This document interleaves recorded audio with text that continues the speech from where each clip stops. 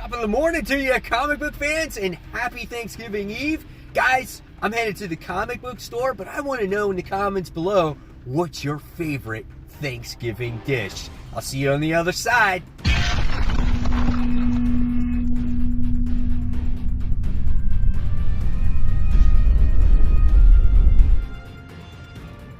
Hey comic book fans, welcome back to Comic Book Corner 2.0, and fans, I'm your host, Mike Spider Slayer, getting ready to bring you Spider Slayer's comic book haul.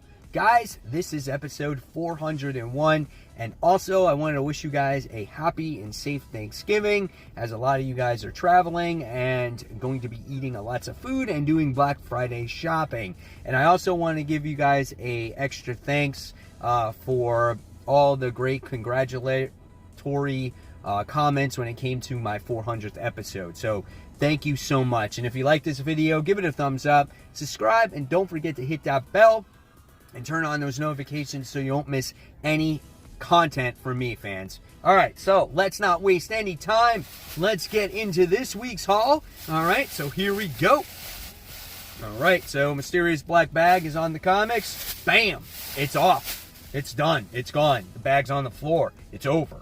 And the first thing that we're going to start with right now is this month's Marvel Previews book. Yep, absolutely free. No cost to me. No cost to you, I guess, either. So this is pretty cool. I was thinking of kind of doing a video series when it comes to showing off future comics when it comes to Marvel Previews. If you guys would like that, put it in the comment section below. I would love to show you, all the up-and-coming stuff that's inside of here. Like when it comes to variant covers and stories and when this stuff is being released and stuff like that. So I love to bring that to you. Maybe try to do like an overhead view of all the stuff that's in here.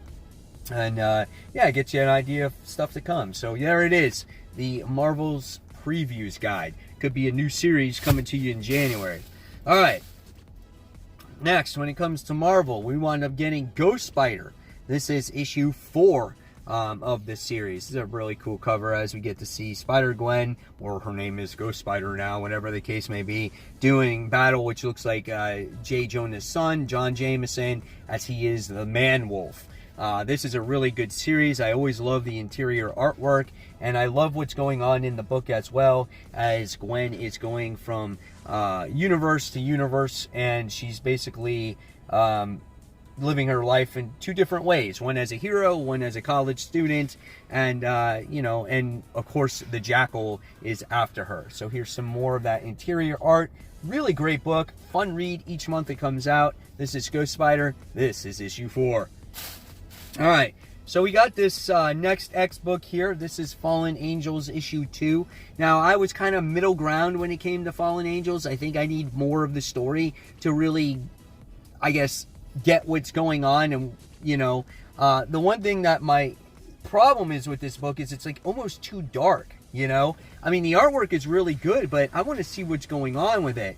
But it is gorgeous. I mean, it just, I don't know, maybe I just don't want it to be so dark all the time. I love the outlines and the details that goes into that. So it's very different in that aspect. But when it's always nighttime and shit like that. So that kind of bugs me a little bit. But nevertheless, we'll see what happens with this particular story and Psylocke and all that other stuff. So this is Fallen Angels. This is issue 2. All right, next we have this one shot, I guess. I don't know if it is. Checked out Fantastic Four Negative Zone. I like the Fantastic Four at times.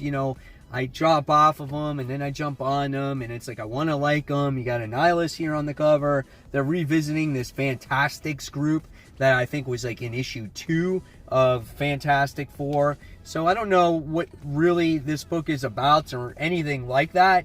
But again, I just wanted to check it out because it could be a lot of fun or it could be freaking stupid. I have no idea, but I'm going to check it out and read it. Check out, look at that. That's kind of weird, man. He looks creepy, right? Read with his elongated fingers.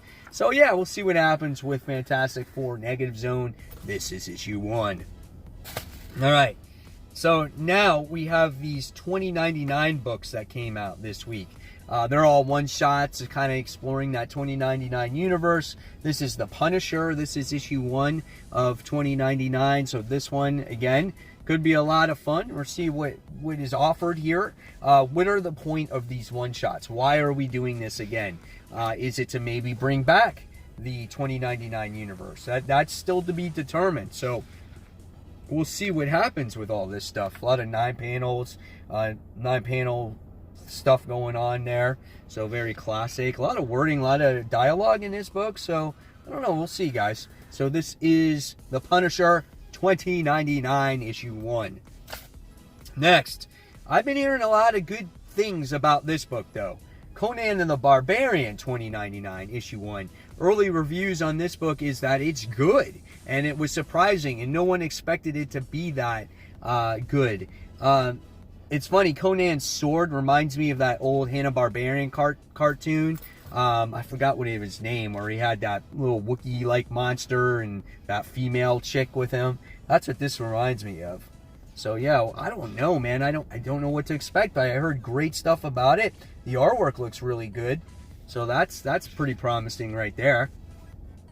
So who knows? Maybe based off of the books that sell and do well, maybe they could just get their own ongoing series, kind of like Spidey 2099 does, right? All right. So next, we wound up getting Scream, Curse of Carnage. This is issue 1. Wound up getting the variant cover of this one. This one is really cool looking. I love that cover. And then let's check out some of the interior artwork for this particular issue. That's pretty horrific right there, right? And so, yeah, we have our new Scream, which is Mania, or her name was Mania.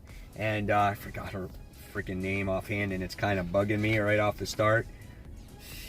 Yeah, I forgot her name. But check out this part right here. Dude, this book is creepy as all out, right? So I don't know. We'll see what happens with Scream here. I'm hoping that this is a good ongoing series and better than the Absolute Carnage tie-in stuff. All right, so next, when it comes to Marvel, we got the new #1, just the regular cover Scream. So that variant cover is much better looking than this one. But I got both of them. So this will be the reading copy, and the other one will be the copy that I put away. All right, so continue on with Marvel. There's not a lot of DC books this week at all that came out, that at least that I read anyway. So people may be like, oh, you're a Marvel boy. And I've been getting that a lot lately, especially based off of my most anticipated comics and stuff like that. But Marvel's just coming out with more books. And just in my opinion, right now, the quality of their books are a bit better than DC's. So I always try to read as much DC that I can stand, okay? Because some of it I'm not into, or I just don't like the stories right now. You know, reverse that 2 years ago, I was reading a ton of DC stuff. All right, so next is New Mutants issue 2. Okay, so wasn't a fan of issue 1. Hopefully issue 2 is better. I was just not a fan of the artwork in the series. That's really what I didn't like about it. And the story didn't capture me at the end of that first one either. So we got a lot of more Hickman stuff, you know, when it comes to his white pages and graphs and all that shit. So I don't know. We'll see what happens. This one I'm really on the fence about. Between this and Excalibur, they're just not my favorites. I'm really considering thinking about dropping Excalibur. I did not like issue 2 at all.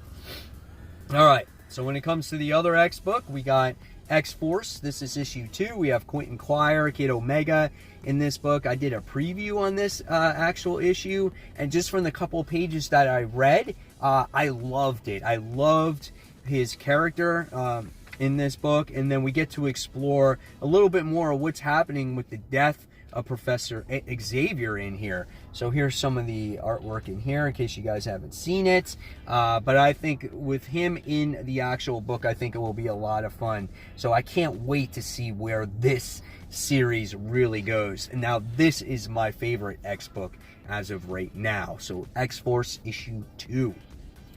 Next, I think this is the actual conclusion to this first story arc. When it comes to Valkyrie, this is issue 5. Really great cover here. Love it. It's kind of nostalgic, if I say so myself. as it's got heroes in the background, and you also see the main character in here. So we have Mephisto that's behind this whole thing, and he hired a Reaper to kill Valkyrie and whatnot. And I love the interior art in this book, and I love Jane Foster's powers, and I think I like her better as a Valkyrie than I do as when she was Thor. Check out this winged horse, man.